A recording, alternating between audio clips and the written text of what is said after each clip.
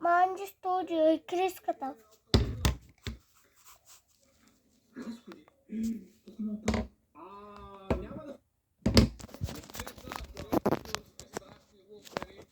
Всички се оплакват, че сме шумни, че само крещиме. Днес отиваме на едно спокойно място. Аз за да мога крещим там, днес отиваме на йога, за да може всеки от нас да намери своето душевно смирено място.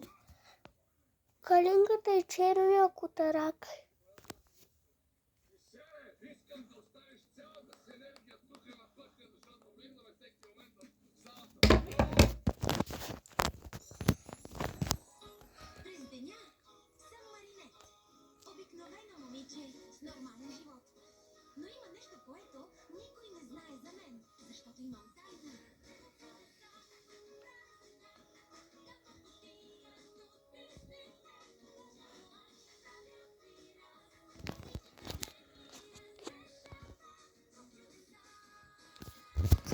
Мега чудесата на Калинката и черния котарак.